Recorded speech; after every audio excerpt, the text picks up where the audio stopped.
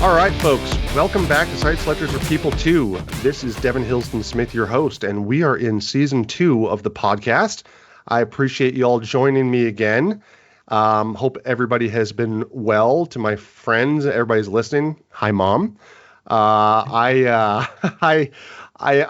pleased to say that today we're going to make good on a promise that I made at the end of last season, that we're going to spend more time speaking to those individuals that I meet on the road, right, that I get to know in our communities around the country. And I'm pleased to say that today we are joined by Keith Lambert, a community leader who's making a significant impact in his community at the Lansing Economic Area Partnership. Keith, how are you, buddy?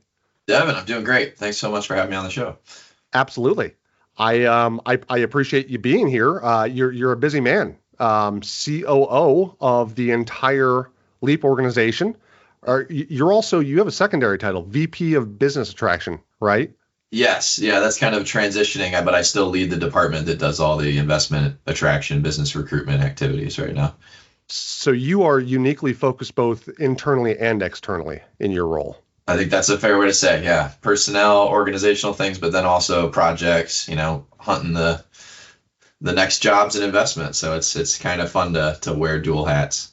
Absolutely. Well, you've got a third hat now, right? You've got a more important title, father. I do. Yeah. Keith, you are a new father, man. How's that going? Yeah, had a baby girl about 6 weeks ago. Wife and I are doing great. We're both off work for a while. I know we'll talk a little bit about that. And the return to work is kind of looming. I still have a month, but it's been it's been great. It's a whole different perspective on life and work and, just changing how we think about living, which is kind of cool. That's right. I was supposed to deliver a message. You're actually not needed back in the office. So you don't need to go back. No, I'm kidding. You play such a critical role, man. I'm sure they're dying for you to get back in the office. But just kind of we'll dig into that. We're a team of 15 and some contractors and interns and things. But it's a team of let's say 20-ish all in. It's a lot when somebody leaves for multiple months. Absolutely. That doesn't just happen. It takes pre-planning and people stepping up and role assignment, role understanding. So yeah, it's a heavy lift, but I'm really glad to have such a great team. Well, and speaking of leaving and coming back, that's kind of been your career path as well, right? You were 2 gigs ago was a Tri-County Development Manager for LEAP. Is that right? Yeah. Yeah, when I was actually 22 years old. It was my first full-time job out of college that I got the Tri-County Development Manager gig at LEAP back in 2014. And I was there for 2.5 years. And then I really liked the investment attraction, business recruitment, the hunting type part of economic development. So I found an opportunity down in South Carolina with Charleston County Economic Development and went down there and was only there a year and a half. And then I got pulled back because my former boss and current boss, Bob Trezise, our CEO, really saw a lot of potential in me, I'd say, and also liked the idea that I had learned South Carolina's kind of system. Charleston and South Carolina are always kicking butt in economic development. So he's like, let's bring all that new intel you got back to Michigan and come lead my business attraction team. That's a brilliant strategy. Take your employees, fire them, tell them to go get gigs in states that you compete against, and then send them out back. Diaspora or something like that. Yeah, right? The diaspora. Bingo. Yep. So you were there, you went away, you came back into this new role. And you're in Lansing, which is known as America's best big small city, right? That's what we like to say. Yeah, it's a region that LEAP covers is a tri-county area, about 500,000 people, right in the center of the state. In Michigan, we always use our hand as a map, and we're right in the center of the palm. We're within an hour of every major metro area, and 3 hours from the Mackinac Bridge and the beautiful Upper Peninsula, an hour or so from Lake Michigan, and yeah, it's kind of right at the center of it all in Michigan. Well, in the center of power, right? It's the state capital. Yes. You've got state government there, Michigan State University. Over 50,000 students. Over 50,000 students, man. That's a lot of kids coming and going. It is. Keeping them here is a big effort to help retain more and more every year. We're doing well in the last decade or two, but I'll also say playing from behind a little bit. Well, but let's be real, right? You're the car capital of the world, and when you have wins, like this is fascinating to me, right? the wins that you've had recently have been huge, absolutely huge. And those are new, cutting edge, emerging industry jobs, right? All around electric vehicle supply chain. You had a project that maybe would be a little more traditional with Norm Fasteners, right? $77 million foreign direct investment, 200 literally jobs. Nuts and bolts of the automotive industry. And the nuts and bolts. I love it. And then you've got the big one, right? So was it $6.5 billion across both the GM investment and the Ultium battery plant? Yes, yeah, it's kind of the whole GM ecosystem, but Ultium is, it's a joint venture of General Motors, but it's LG, and it's very much battery making, and yes, they primarily supply General Motors, but it's a whole new landscape in the world of, it's not bending metal and plastics and things. It's making batteries. It's chemical engineering. 100%. So that's been amazing to land that project. And then obviously it bodes well for our 2 assembly plants we have in the Lansing area too. Absolutely. And that's 4,000 new jobs, right? So now you're starting to eat away at those 50,000 students, right? Yeah. Just got to find the pathways. Yeah. So how you have to find the pathways. So that's a great segue there. So you basically have to serve as workforce developers as well, right? You've got your workforce partners. But you get pulled into workforce development and pipeline strategies more and more, right? So very much. What are you all doing to be innovative in this realm, seeing that you have this massive labor supply, right, coming from MSU? You've got all these brand new jobs coming in. How are you connecting the front to the back of the napkin?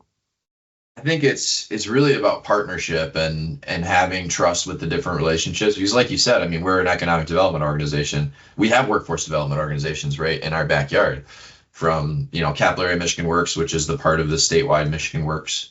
That's what they do. They literally do workforce development. So they're kind of primarily running some of the different programs and things, but we have to be that connector, that, making the referral, but also just not dropping a handoff, of when we land a project. It's part of the proposal that there's workforce development incentives, but once the deal is struck, I mean, it takes years to really implement, and execution is everything on actually training people, using these grants, using these credits effectively. It takes bandwidth and a company consultants understanding how it works, but then it takes the people, that are implementing, acting as fiduciary for the funds and designing training programs.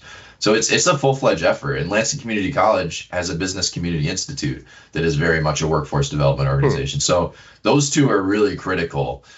With Michigan State, that's primarily the engineering level talent, a lot of MBAs, the business operational side, HR, comms, marketing, tech, all that will come with, but a lot of it's technician engineers for these projects like Altium, for instance. And out of that, it's like 75-80% are the technicians. So the engineering talent from MSU is great, but I think the cultivation and grassroots nature of it is the technician piece is really important. And that can be associates, that can be, accelerated trainings dedicated to battery making. And that's what we've kind of worked on with the state, with LCC, with some different partners to hone these brand new programs. We actually just recently announced through the Department of Labor, we had the labor secretary as well as the energy secretary come in to Lansing, Michigan, to announce a new DOL registered apprenticeship program in battery making, essentially. So that was really cool. That's something we're piloting for the whole country. But brand new apprenticeship program that they wanted to announce in Lansing because they know they're doing a great job with LCC and Michigan Works here in our market. So that's pretty exciting. You've got some really strong partners up there. Yeah. Then, right? I mean, and we'll get into that when it comes to regionalism. But before I do, I mean, you are one of those strong partners, right? So I want to talk about you for a second. Yeah. So we kind of talked about your career in economic development, but how did you get into that first job, right? I get calls from folks all the time asking, how do I even get into this industry? Yeah. So how did you find it? It's so fascinating. Economic development is a funny thing. Some industries are just like this, but no one goes to school I'm going to be an economic development practitioner. No one even knows what it is. No. I think I was a weird example. I talked to a lot of people that are they kind of fell into it. They knew someone that really liked it and they got an opportunity. But I was more academically driven towards something like economic development. I didn't know what that job actually was, but I went to school. I was initially going to be pre-law, and so I went to a really great public affairs program, Michigan State University. As a lawyer myself, Can I just say that you Yeah. dodged a bullet there? I dodged a bullet. Well, the funny thing is I met all these pre-law kids and I was like having breakfast with them because it was a residential college my freshman year. And they were all just like wanting to talk about policy and, you know, the political theory, constitutional democracy was one of the majors in my college. And I'm like, international relations sounds way more interesting to me personally. And I'm not like these pre-law people. So I figured that out pretty quickly, which was great. And I loved all the business side, the economic and financial side of international relations. So that was kind of, that's my major. But then I took more and more econ classes. And luckily I came in with my macro and micro from AP classes in high school. So I was able to jump right into international my freshman year, international economics. And I loved it. And then at my sophomore year, I was able to take an international development course. And that kind of got me into thinking like, this is fascinating, like the economies of developing worlds and trying to go from here to here and bring all this prosperity and wealth building for, all people and institutions. Do elites control all this where none of the wealth actually goes down to the lower classes? Like a lot of things like that just fascinated me, and looking at specific countries and, how did a country go from here to here where this other country's been sputtering down here? So it was very kind of national in scope. And then when I started looking for jobs, I realized that like this stuff I was studying in like Southeast Asia was a focus area, like Indonesia and Bangladesh. And I'm like, all these same things apply to my local community. They all apply to home as well. Yeah. And I found an internship with the Community Economic Development Association of Michigan, a mouthful, CEDM is their acronym. And there I was working on micro enterprise development. They had a Michigan Rural Council that I eventually was coordinating, kind of went from like unpaid intern to paid intern to contractor leading some of their statewide initiatives. So I kind of climbed the ranks there, and it was still part-time. And that was when, that was statewide. And that was even more like localized. I'm like, what is this LEAP organization? They were a member of CEDM and doing things right in Lansing, East Lansing, and the broader area that I called home for, 5 years at that point through my college years. And I'm like, this sounds really cool. And it was also a full-time job with, nice benefits and making some real money. So a little bit more security. And, I just felt like I had more to do in Lansing when I graduated. I didn't want to spend my 4 years in East Lansing and then bounce. And I found that opportunity with LEAP, and then had an amazing 2.5 years of sponging information and learning the profession, and 3 different mentors that all were tremendous for me. And I was able to kind of get myself on a trajectory of pretty amazing career growth just over a few years. That's going to be the verb of the podcast, sponging. I like that. Oh, yeah. You spend the time I'm huge sponging. about sponging. I've been doing a lot of hiring lately, and in interviews, I'm like, people ask, like, what are the keys to success? I'm like, figure out a way to, you have to have a thirst for knowledge, but also then like a capacity to sponge it up, right? Right. If it's in one ear, out the other, but you're interested in it, like that's, the retention is really important. So I think it's like interest, but then just having that capacity to like hold new information, learn new things. That's so important because we're not a huge organization. We're 15 people. Right. Everyone, there's not really entry level in the traditional sense. Like people within a few months of being hired are expected to wrangle like big, serious programs and projects and $1 million grants and things that involve external partners. And there's not really pencil pushing jobs at LEAP. It's just we're too spread thin across trying to do a lot of good work for the community. You're in a great position to even have 15 people, right? Think about how many economic development organizations are around the country that are trying to survive with a staff of 2. Exactly. Well, and when I was hired, we went from 8 to 11. So it's been, that was 2014. So it's been a story of kind of pretty consistent growth over the years. And we're a public-private partnership. So that comes out of membership, mostly private sector investment into our regional prosperity mission, and then also more contracts with public sector partners. So we have contracts with 2 of the 3 counties in our region. And that allows us to do more micro level services for Ingham County and for Clinton County. So that's kind of the model we're working with now. We had for a long time, we were the economic development department for the city of Lansing. That is no more.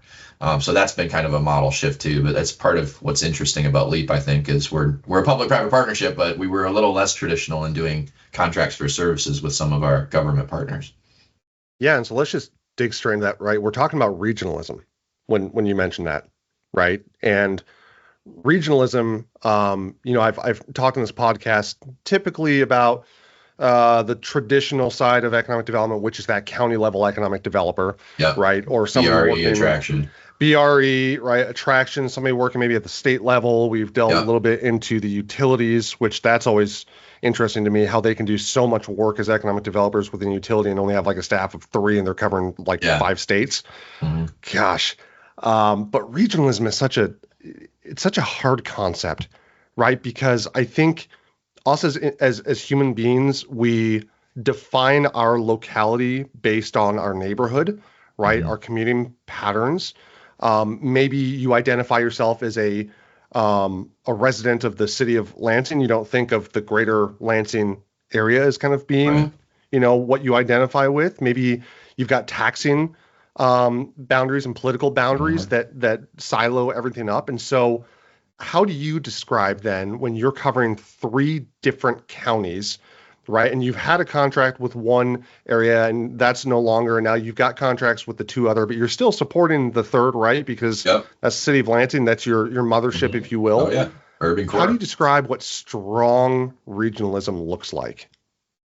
Well, I would say a lot of it has to do with the trust in the partners, and being an effective bridge between the public sector, the governments, and quasi-government type entities, DDAs and EDCs and things like that are local, and then the private sector, which has its own means and wants to see growth for profit motivation, customer acquisition, their own talent, workforce considerations. So it's being that bridge is not easy in itself.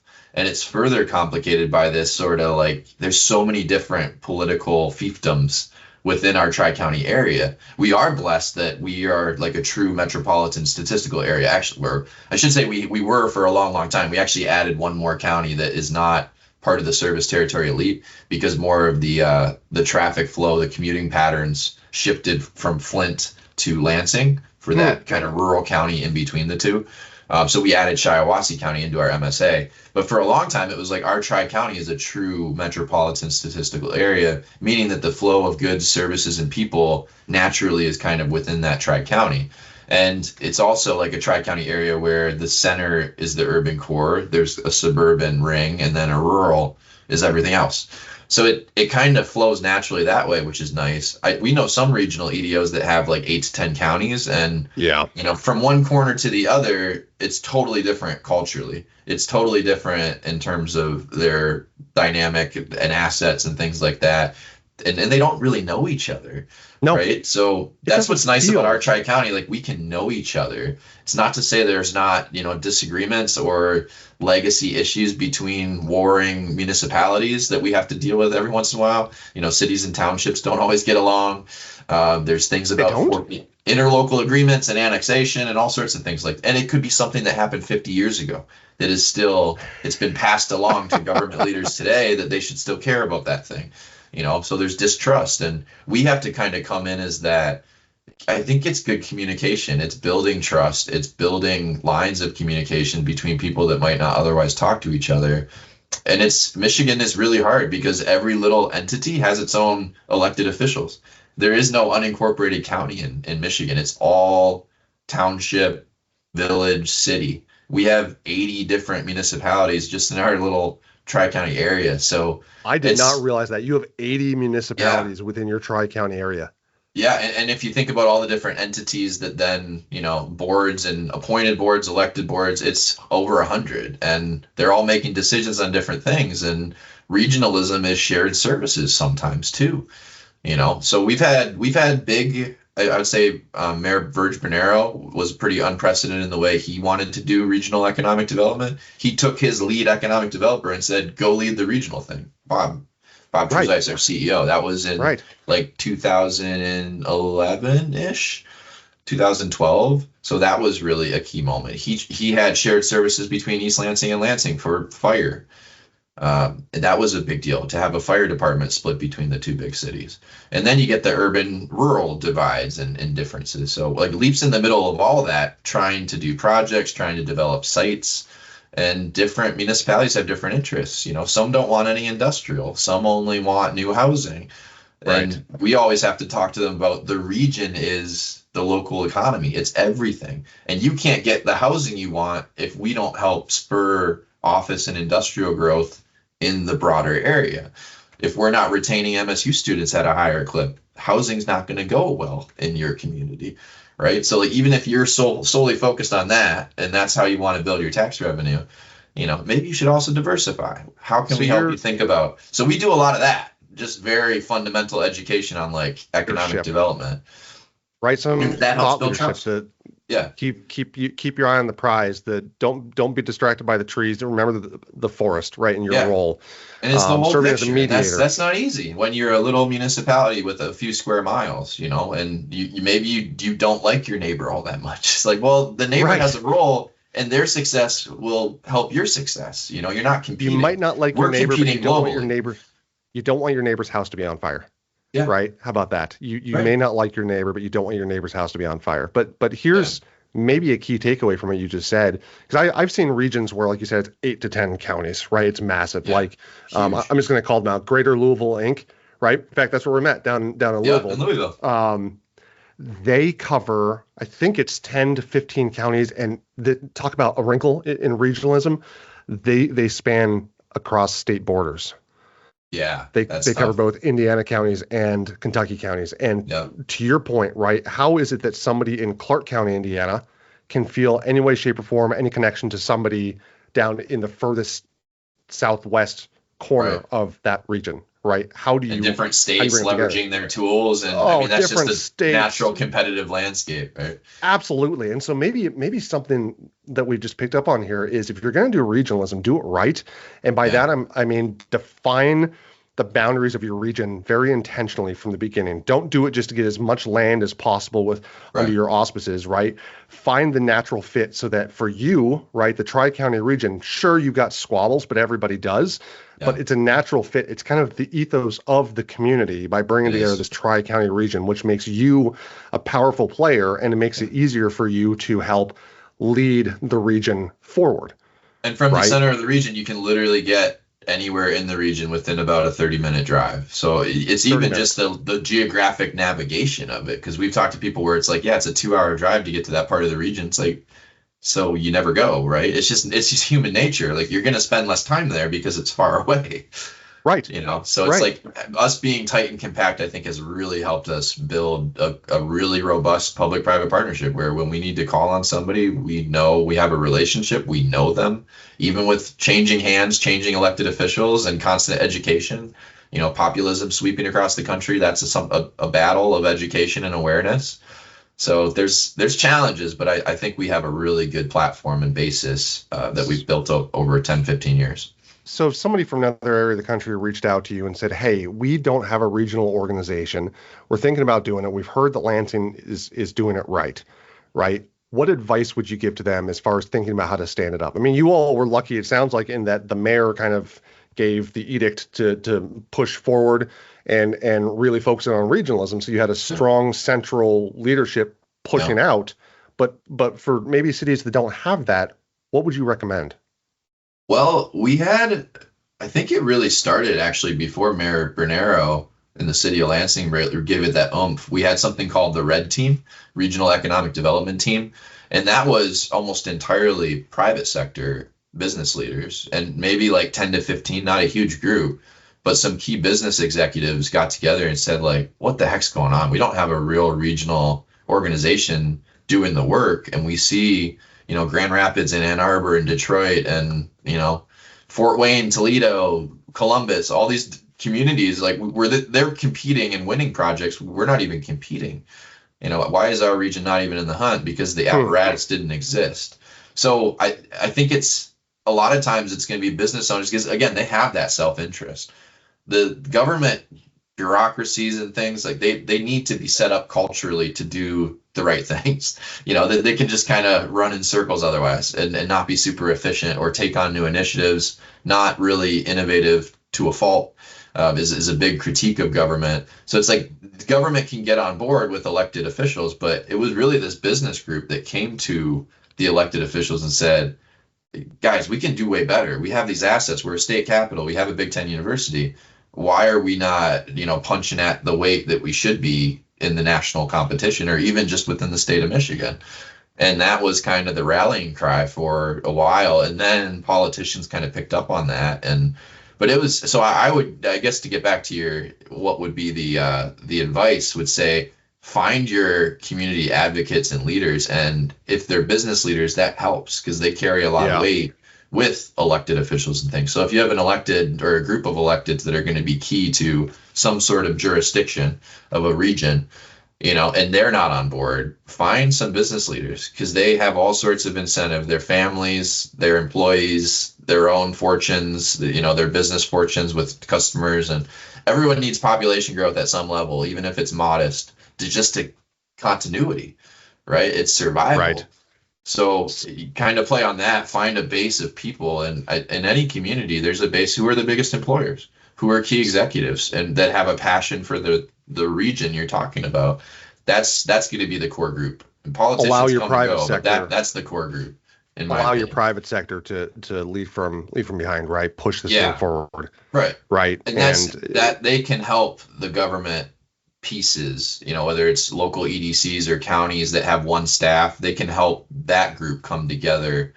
And it can kind of be like, it's not going to be two counties getting along just for the heck of it is really hard to do. But if you have a business group telling both counties, putting them in a room together and saying, guys, we can be better together. How do we shape this up, or just create good partnerships between your two organizations? And by the way, we'll fund you, right? You both have one staff. How about you both have 3 staff?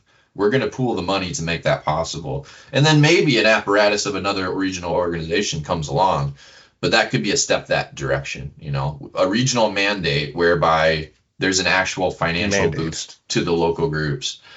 So those are some things, but that's kind of how it came together for us. That red team was like 20 years ago, 15 years ago.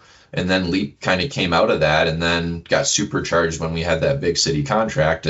But now our membership alone is sustaining. We don't really need government contracts. We just do them when it makes sense, when it helps us boost capacity. So we're not dependent on any source because we have 80 members that are all paying every single year. We also don't do 5-year campaigns. Every single year we fundraise again. And if our product wasn't good enough, leave. And nobody does. We have 99% retention every single year, usually adding a handful of new members. You are putting yourself up for referendum every year. Exactly. And that's very irregular for economic development organizations. Absolutely. A lot of people say, you guys are crazy. Like, why would you do that? But Bob's got it down to the science, and it works. And it's the closest we can do to say that we're at the speed of business. And look, if you're not content, you got the out. Don't sign up again in January. Like if you don't think we're doing a great job and making this community more prosperous and providing economic opportunity, then that's okay. And then you get your feedback every year too, right? It's like an annual performance review. Exactly. Right, which makes you stronger as an organization and helps you do your job better. So, and it helps us stay agile too. We don't rest on our laurels. We don't have some 5-year plan that we just chip away at. Like it's always actively go, go, go. Yes, it is. As we mentioned, just some of the success you've had. So we're going to go to break real quick, and we're going to come back, and we're going to talk about you again, Keith. See you in a sec.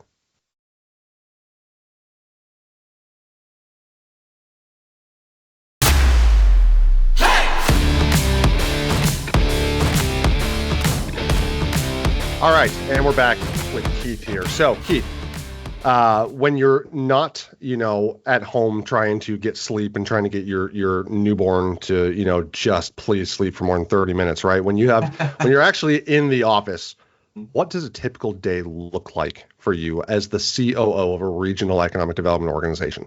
Yeah, it's varied is a good word. It's a big range. We're hybrid right now. So Mondays and Wednesdays, we're always in the office.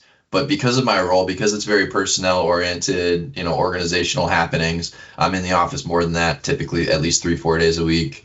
I'm usually trying to get either Tuesday or Friday would be my day to be in the home office and just cranking out, spreadsheet work. I'm doing a lot of grant admin and management, so that stuff gets pretty wild. But I'd say like a typical day, assuming I'm in the office, I try to spend a half hour to an hour just understanding what I need to accomplish that day. Getting through high priority emails, things like that. My days are usually filled with a lot of meetings, more meetings than I would like. because I have to, in a lot of times, manage departments or measurable review or whatever it might be. But I'm trying to set other people up to do their job successfully, kind of that next level. And then I'm thinking about my own tasks and activities. And then we have project meetings. We've had more company visits than ever before. I think we had like 15 just in the first quarter this year. So Wow. that keeps us busy. And I'm one of like 3 staff that are involved in hosting and coordinating those activities, and then actually participating, presenting on our region and things when we have companies from overseas or from around the country, oftentimes with consultant teams like yourself. So it's honestly, there's not really a typical day. And I love that about my job. I love that so much, that I'm going to be talking to different people. I do my best. I can get very zoned in, and even in the office, and just like crank out work, but I try to be social and engage with the team. And I mentioned we have a team of about 15. So I try to at least say hello, if not like ask about somebody's day, to every single person in the office every day. I probably don't live up to that, but it's at least a goal for me. Something to stay engaged. Something that the former Secretary of Commerce for the state of Indiana, when I was working up there, something he would do, even though he was the head honcho and he was slammed, right, is every morning he would walk around with a basket of candy and find an opportunity to say hi to everybody in the office. Yeah, I love that. And it's just one of those that you knew that Victor was going to walk around with his candy. Yeah. To everybody, right? Even it didn't matter if you're the front desk receptionist, if you were stuck way in the back bullpens, account manager, if you were, one of the superstar rock star business development guys, right? It didn't matter who you were, what you were doing, he walked around. So I appreciate the fact that you understand that there's so much that you have to get done, but you still try to keep the pulse on your team, right? And be visible, right? Because in a leadership position, it's about being visible, and it's about leading by example, right? And so if you want people in the office, you need to be in the office. If you want people to become experts in their field within a couple of months, well, if they see you pick up something new, right, you better darn well become an expert in that in a couple of months, right? That's how the organization works. Yeah. But so that kind of parlays into the next point here. So you are out on paternity leave, right? And not all fathers are fortunate enough to have a strong organization where they can actually go and spend time with their young family, right? Yeah. Like you're able to do, right? So how do you set up, or how have you and Bob set up your office for success, given how much work there is these days, for you to be able to go off and do what you're supposed to do right now and take care of your family and be with your family? Yeah, I would say a lot of this comes from leadership of both our board as well as Bob Trezise, our CEO, who's been at the helm since 2011, 2012. Talent is our top asset, and we've felt the pain of losing key people at tough times. And again, a team of 15, if you lose 1 or 2 in a 6-month span, that can wipe out a small department.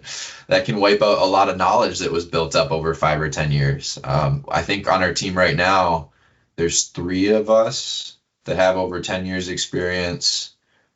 And then only maybe 2 or 3 after that have over 4 or 5 years experience. And then there's a lot of people that are like 2 to 4 year experience, and young in age and experience as well. So it makes that know-how really, really valuable. So employee retention is a focus. And we looked at all the sort of perks and benefits and things of working at Leap, and obviously compensation package overall, salary is important in that. But there's a lot more than salary. It's the work-life balance. We're very generous with PTO and holidays. And we kind of thought about, we actually had it. We went through someone that was having a baby, and they're like, what about parental leave? Like, what are the options? And at that point, like, as a small organization, we didn't even have a short-term disability package. So like the typical 6 to 8 weeks of leave, and we're not like big enough to be guided or be regulated under the Family Medical Leave Act, FMLA.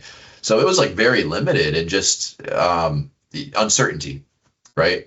Of like, you can take unpaid leave, but you're not guaranteed a job to come back to. And so we were like, we should really shape up policy around this. And then in that use case, we're like, we should have parental leave, and we don't want it to only be for the mom, right? So we're going to have a leave policy. And it's kind of evolved from there. But right now you get a 6-week benefit of just, 6-week paid leave for parental leave. And then you can stack on top of that with your paid time off, holidays stack on top of that. So you can have up to a 12-week You can leave. extend it, right? Yes. And then moms are, taking advantage of short-term disability either for 6 or 8 weeks, which pays 60%. LEAP pays the rest. So it's going to be individualized, but it's up to 12 weeks off. And in my case, I get that 6-week benefit. Then I'm using about a month of PTO. Then some holidays are mixed in, and I get almost 11 weeks off, which is absolutely tremendous. And I'm Canadian, so I'm very biased in this because in Canada, both mom and dad get a year that they can split up however they like. Right. To which is crazy. And a lot of Europe's like that too. So when I talk to my Canadian family, they're like, oh, that's all. But then I talk to my friends and family here in the States, and they're like, that's amazing. You actually get time off. Exactly. Well, and even Lauren's taking 12 weeks, and like a lot of women aren't able to take 12 weeks off, which is, just the first half of that is just physical recovery.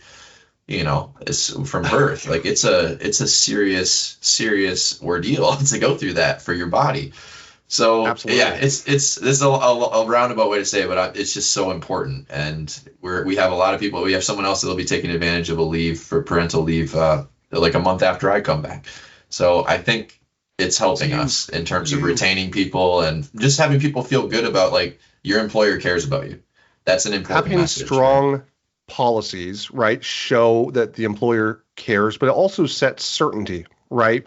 That as a team that, okay, Keith just told all of us that they're expecting a baby, right? So we all need to be prepared. We know where this is going. We need to be prepared to step up, right, in his absence, right? As we've seen, right? You've had team members rallying and keeping all of the work going and allowing you to focus on what matters most right now, that precious baby girl of yours, right? Exactly. And by the way, did we ever make this connection? Did we ever make the connection that we're both Canadian living in the States? I think so. I don't know. I feel like we talked about that at some point. Okay. All right. I think that was part of my affinity to you. I'm like, this guy is the answer. This dude's got something about him, right? There's something Commonwealthian about him that just yeah. And actually going back to I think earlier that you said how you talked about how you got into economic development. You actually, despite what you said, and everybody I asked that question to, everybody says, well, nobody gets into it. Nobody thinks they're going to get it. You were about as close as it gets to actually plotting your future into economic development while you were in college, right? When I was a junior or senior in college, my dream job, my vision for where my career was headed was like World Bank, International Monetary Fund, which is like economic development at a global scale, and then from there, I kind of just changed the lens from global or national to local. But yeah, it was really economic development. I picked up on that as an interest area, but I had no idea what the practitioner looked like. Like business retention, expansion, attraction, entrepreneurial development, workforce development. None of that was really, it was all in the sense of like international development academia, which is totally different. Totally. You assume that the gigs were only focused on Southeast Asia, right? Yeah. And you didn't even think about, it's in your backyard. I'm sitting here looking at behind you, right, in your home office, and you're a very proud Michigander. I can see that very clearly, right? But I also see some trophies down there. Yeah. So Keith, you as a person here, what are you? We've talked about work. What are you passionate about outside of work, right? What drives you as a person? Like, what were these trophies for? Those trophies are for volleyball. I really love beach volleyball. I just played last night. Every Thursday I'm on a league that I've been on since I came back. I played a lot of twos when I was in South Carolina on Isle of Palm, so that was really cool. Actual beach volleyball on the beach. Yeah. Now some people are like, you got to call it sand volleyball. So you're not on a beach. You can't. Like, come on, man. Hey, Michigan has beaches, just not Lansing. Yeah. The Havens, they have like some really big competitive volleyball going on all the time, leagues and stuff that are touring around the country. Obviously, it's a summertime thing, but yeah. Right. So I really like volleyball. I'm just a huge outdoors lover in general. My wife and I have done a lot of traveling around the world, mostly to places with natural beauty. We do a lot of hiking, kayaking, get out on the water however we can. Love, summiting mountains, climbing down into valleys to find waterfalls, and we've done a lot of that, especially through the pandemic and everything. As that was the only one of the few safe activities, and we got dirt cheap flights to Denver to go to Rocky Mountains, and Jackson Hole to go to the Tetons in Yellowstone, and we got over to Hawaii and did some awesome hikes in Kauai and the Big Island. Iceland recently. There's nothing better than a full day of hiking and finally summiting the top, right? Yeah. Oh my gosh, it's so rewarding. The peace that washes over you. Yeah. Right. And it's for me, I'm like a workaholic just in general, and to a fault sometimes. And I think, honestly, before having a baby, I'll say that because before having a baby, one of the few things I could do to really get my mind off work was go hiking and do something rigorous where like my body and my mind are like connected around my natural environment, but also the goal of getting to that peak or getting to that waterfall or whatever we're like set out to do. So that was like the best way. I would say also like game time in volleyball was another one, but now that I've had a baby, it's like work is, I mean, it's secondary and not in a bad way. And I'm excited to go back to work in about secondary. A month, doesn't have to be bad, man. It's just a priority shift, you know, like work was always, I was building a family. I wanted to do all that, but having a baby girl and I'm literally responsible for her life, you know, like it's different. It's just different. So I love my work life. I'm eager to get back to it, but it helps me. You're going through a paradigm shift. Yeah, it is. It's a whole paradigm shift. And right. And that's something I have the work is super important, but it's not family, you know? No. Now, another thing, by the way, if you want to be a really progressive organization as far as leaves are concerned, we've talked about this earlier and you're going to hate me for saying it, but like give people a week off when they get a puppy. Like when you get a puppy, give us a week off, a puppy leave, right?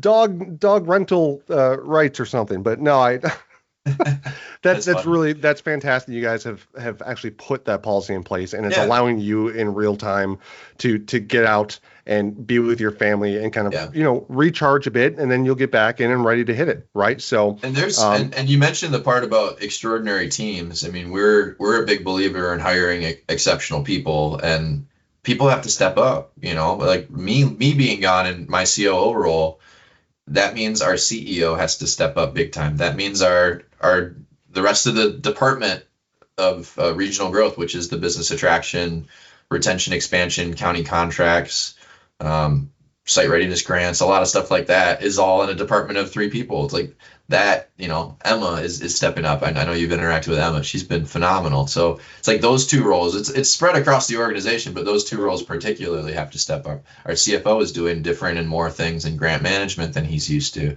So I think that's part of it too, is like having a close, cohesive, connected team where people both like each other and respect and appreciate each other. That's huge, because otherwise you can't really do it. Otherwise you're just going to have people be, you know, almost like you come back and they're pissed because it's like it was an unfair burden. But like people step up and, you know, we figure it all out. So that's a big piece of it too. Like I can leave knowing that things are in good hands. The cool thing here, right, with you out of the way, or, you know, if anybody steps out, right, and there's a void, you start to see where there's other opportunities and hidden talent within your organization. That's true, right? Too. Because folks step in to fill that void. Right. They step up. All of a sudden you realize, wow, this person who was, you know, one of our staff accountants is actually really good on the phone with prospects. Yeah. We didn't ever expect that because that's not what we hired him or her for. Mm-hmm. But you know, maybe we need to consider, you know, having them be part of like the financial analysis and responsiveness team for business development prospects, right? And allow them to get on the phone with these folks. So anyways, so that being said, we're going to take one more break here. We're going to come back and we're going to talk about Lansing and Greater Lansing and the future of Lansing and allow you to promote the community a bit here. Right. And then we're going to wrap. This has been great, man. Talk to you all in a sec.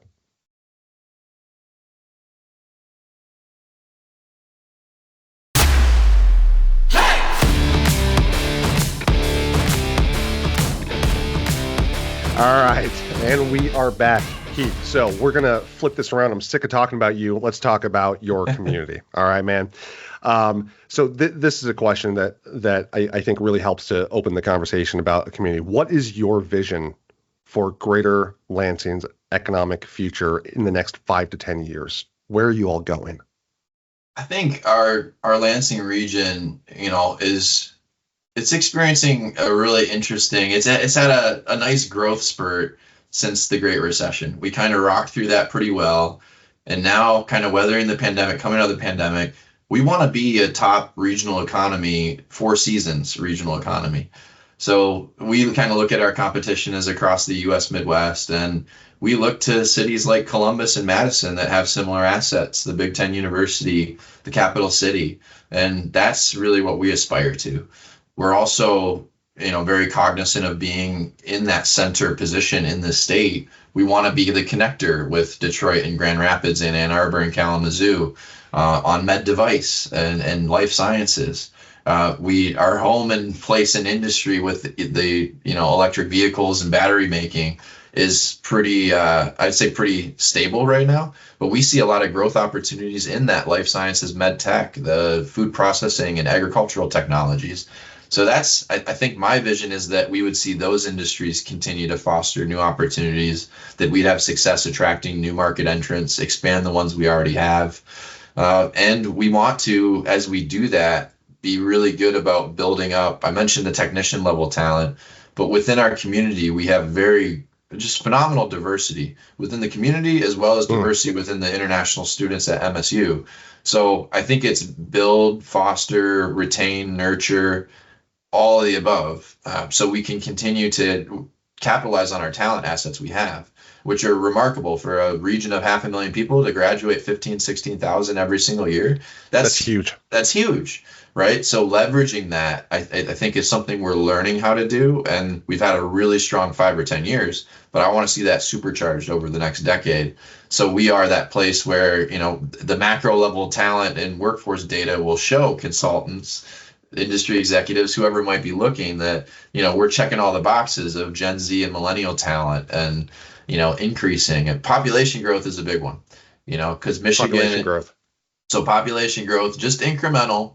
We're not trying to grow like gangbusters, but right now we're facing demographic challenges as a country, particularly rural areas in the state and rural areas in our region. Population is right there at a very tenuous, even dropping in certain places. So that's a big deal. And part of that is helping to retain our international students. It's a messy process to go from student visa to work visa. We got to figure that out and get better at that. And we've got some partners helping on that front. And then keeping people happy that are here when they get educated, that's domestic students as well. So I think a lot of it is around building. The place has been built nicely. Our urban core, that was a focus the last 10 or 15 years. Placemaking, cultivating an urban core that's compelling. We've done that. Now I think it's all about the industry growth, getting population growth, tracking the right way again. Big time talent attraction campaign to show off the place. The place is not what people think of it. Even parents of kids that are going to MSU, like they think of Lansing from maybe early 2000s when it wasn't much to look at, and there wasn't connection to East Lansing, and there wasn't, all this river activation and amazing craft coffee and breweries and things like that. So part of it is just that, like getting that out there. And we work with the CVB, the Chamber, groups like that to tell that story. But it's a compelling metro, and it's affordable.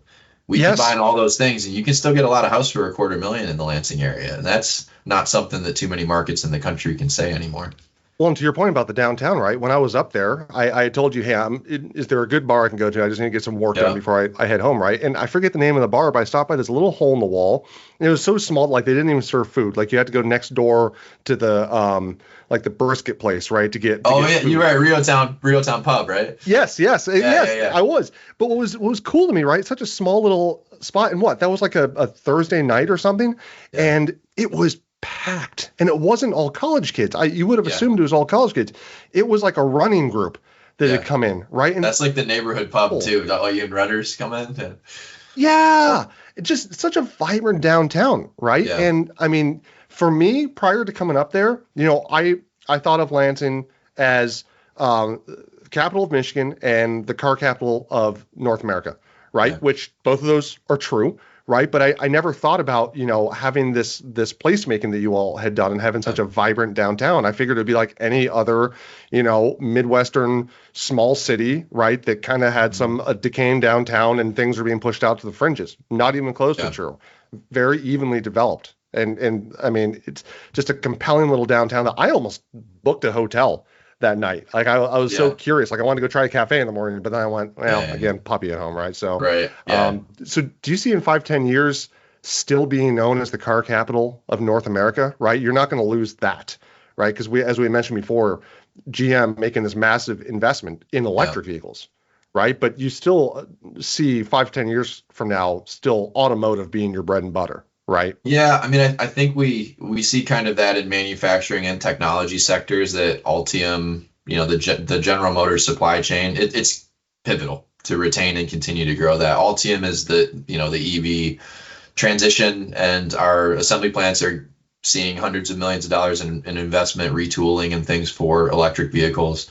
So I think the EV capital is a big part of the vision, but we also have to bring in more battery materials, cathodes, anodes, and land projects like that are going to Indiana and Ohio left and right. We really like the idea of landing some pieces of the semiconductor value stream that we just don't have a marquee chip project yet. We've competed for some of the biggest in North America and been this close. So we think we can do from large fab to the packaging to the fabless manufacturing. There's a lot of things that we have the knowledge and know-how, particularly thanks to Michigan State, but even the technician talent with a great technical college. We can kind of do that in a compact way with enough labor force, but also not, dealing with the issues of being a top 10, top 20 metro area where you're overpopulated, don't have transportation infrastructure. We have great transportation infrastructure. If anything, we're underbuilt. We have a lot of land. There's a perception around, well, we want to keep rural, but I mean, we're underdeveloped as a region over the last 20, 30 years. So that's part of the education that LEAP is trying to do, to say that, look, we have to think about regional planning over the longer term to say we need some more industrial property. Our industrial parks are mostly filled up that were built out in the 80s and 90s. We need a second wave. So that's something that LEAP's very actively working on right now. So I see semiconductor. I mentioned we're really proactive about the life sciences, med tech, and the food. Those are both directly in parallel to MSU's strengths, right? They started out as an ag college. They have amazing food science, food safety, food packaging. Supply chain is number one in the world. So from farm to refrigerator or farm to table, we can do everything along the way with food value add. And medical is the same sort of thing. Our big health system just got bought by U of M, which is one of the, Michigan Health is one of the best brands in the world. So that's our local medical now. And Michigan State University, of course, has their medical schools here. Their vet med as well. So we have a lot of assets in healthcare and advancing healthcare. We even have the facility for rare isotope beams, which is discovering new medical isotopes, which are fighting and curing cancers and things. So we have some niche capabilities that are as good as anybody in the world. So a lot of it is storytelling, and a lot of people just don't know about these things in our community. So this is another reason I was so excited to talk with you, is just to get the word out a little bit that Lansing, Michigan has a lot of unique assets and is doing some cool things. What was the other thing that you had told me about, or maybe Bob did, the particle accelerator? Yeah, that's the FRIB. Yep. Okay. So that was yep. Got it. That's another sort of capital of North America particle accelerator. We have two companies that, one's they're headquartered in San Francisco, but where do they do their R&D and manufacturing? Lansing, right? And because of the talent of building particle accelerators at MSU, and we had one of the first nuclear physics programs and engineering particle accelerators back in the 50s and 60s. We've been doing that for a long time, and that's why the federal government picked us to be the home of the FRIB, which has been $1 billion investment over the last 10 or 15 years. And it's huge. So much more. The biggest much more than just the car capital of the world, right? Yeah, exactly. So it's kind of the tip of the iceberg, and we don't want to lose that. But particle accelerator, we want to do more with semiconductor. We want to scale and diversify different pieces of manufacturing and technology. But we see those sectors as critical. We can't get away from that. You can't just focus on placemaking. No. And you can't just focus on tech startups, right? You have to be balanced. And our industrial heritage and legacy is a big part of our strength, because we make things. We're really good at making things. We can do the high tech and science and physics, but you need to actually make it. And I don't want to lose that. I don't think the country wants to lose that. And we need to be the factory of the world again. And Michigan and Lansing can be a big part of that story. They are. So let's test your prowess as the VP of Business Attraction here, right? The last question that I'm going to ask you is because I know every site selector in the industry listens to this podcast. Every single one. Every single one, right? Every single one. This will be compelling. This will be a required 101 to site selection, listening to site selectors or people too. But what would you like to say to them about Lansing, about what unique opportunities Lansing offers to businesses and investors, and how you can support their clients? I'll let you go with that, and that'll be the final question, man. I want you to have the spotlight here. Yeah, I think I always think of our region. I mentioned, underdeveloped for 50 years, let's say, when we were in the exact same position as Columbus, Ohio, 70 years ago, about the same population. And they've gone like this while we've been, kind of flatlined. But we're hitting a tipping point and we're changing our trajectory. So it's a classic buy low, sell high type situation. The value proposition is you're getting in, not on the ground floor, but we're still very affordable, both from a cost of doing business as well as a talent acquisition, what you have to pay engineers, software designers, accountants. It's, pennies on what you would have to do just over in Chicago, 3.5 hours away.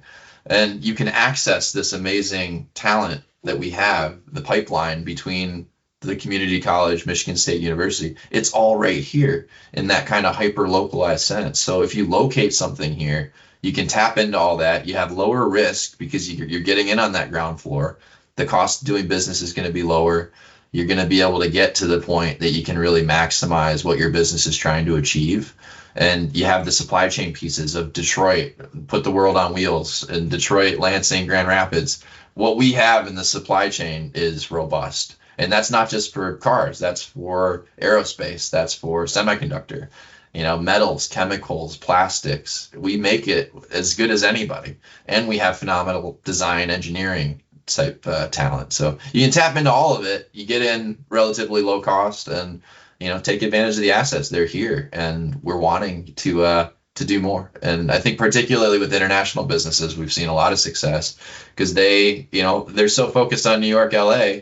When you start talking to them about, the heartland and a place like Michigan, they love it. They love it. And the lakes and the lifestyle and everything else and balance, being able to breathe. Those are also things that we've heard from folks coming to visit us from afar. It's not every day that you can get in on the ground floor of an opportunity like Lansing that already has a strong business case, right? And that's what you're saying. I mean, you have a strong foundation in your community, right? But you're ready to go to the next level. Yep. Right. And, because you have an abundance of land in the region, folks can still get in at a lower price, lower risk because of all the assets. Right. And so you can buy into a really high value proposition at, lower than what the market's calling for. Right. Yep. That's a huge selling point.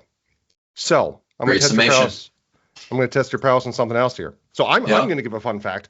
Right. Okay. Something I forgot to mention before. So you had mentioned the Rio Cafe. I didn't know this before, but Lansing is home to where they made the truck that REO Speedwagon was named after. Right. Yep. The band. Yeah. How cool was that? I mean, Ransom Eli Olds is a contemporary of Henry Ford. Okay, so my fun fact will be related to him. He was his first motor company. He was actually making steam-powered engines at this point, but he was the first guy ever to attempt to export a motor vehicle outside the United States. And he sent it to a customer in India. And it was in sometime in the 1890s. It was the first time a motor vehicle was ever exported outside the U.S. Okay, you said attempt. It was successful. It was successful. He got it there? Well, I said attempted because I think it was lost at sea. And then our vibrant insurance industry was able to get involved. So. Right. All right, so there's a fun fact, but you are a new father. Do you you have to have a good dad joke for us? So my boss said, dress for the job you want, not the job you have. So I went in as Batman. Yeah, you're going to be an excellent father, man. Keith, dude, it's always a pleasure talking to you. This has been a fantastic discussion, man. You guys are rocking it up there. You're just such a good dude, and I couldn't be more pleased to know you. Thanks, Devin. Pleasure. I really enjoyed getting to know you over the last year or two. Absolutely. So, folks, thanks again for tuning in to Site Selectors for People Too. This has been Stories from the Road with Keith Lambert with the Lansing Economic Area Partnership. And this is episode 1 of season 2. So there's plenty more to come, and I look forward to talking to you all, because guess what? Site selectors are people too. Just a heads up, views expressed in this podcast are solely my own and are not attributable to any employers, whether past or present. Thank you.